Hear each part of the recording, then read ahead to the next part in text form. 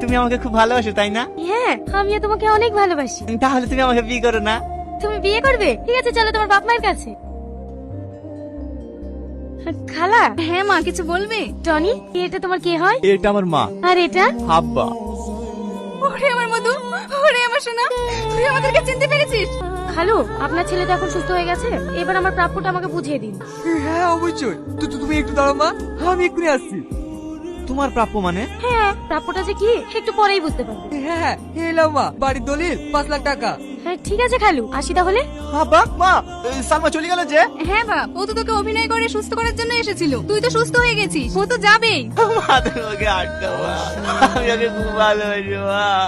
কেন ভালোবাসবি? তুই যাকে ভালোবাসিস তাকে তো সাথে লাইন দেখিছে। এই কি সালমা, যাকে আমি পাগল মতো 5,000 ধরে আলোই। হে বাবু, এই কথাটা তুই আরেকটু আগে বললি নি, তাহলে ওকে আর যেতে দিতাম না। ও গো, তুমি তাড়াতাড়ি যাও, ওকে গিয়ে নিয়ে আসো গা। ঠিক আছে, আমি এক্ষুনি যাচ্ছি। সালমা, সালমা। কি ব্যাপার খালু, আপনি? মা, আমি তোমাকে নিতে এসেছি, তুমি চলো। আমি আবার যাবো কেন? আপনার ছেলে তো সুস্থ হয়ে গেছে। হ্যাঁ মা, আমার ছেলে সুস্থ আছে, আমি ওইভাবে তোমাকে নিতে আসিনি, আমার ছেলের বৌমা হিসেবে তোমাকে নিতে এসেছি। কি?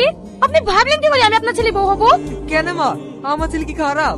অবশ্যই খারাপ। আপনার ছেলে একটা অসভ্য জানোয়ার লম্পট। নইলে কি মেয়েদের বাথরুমে ছাদে ওঠে? চুপ করো।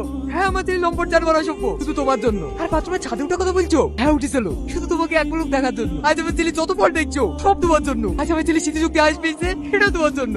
দেখলে, তুমি আসার পর থেকে আমার ছেলে আবার সুস্থ হয়ে গেছে। যে তোমাকে পাগলের মতো 5 বছর ধরে ভালোবাসছে, তাকে তুমি চিনতে পারলে না? এসব আপনি কি বলছেন খালু? জনি আমাকে এত ভালোবাসে, আর আমি আর ভালোবাসা চিনতে পারিনি। খালু, জনি এখন কোথায় আছে? সালমা। টনি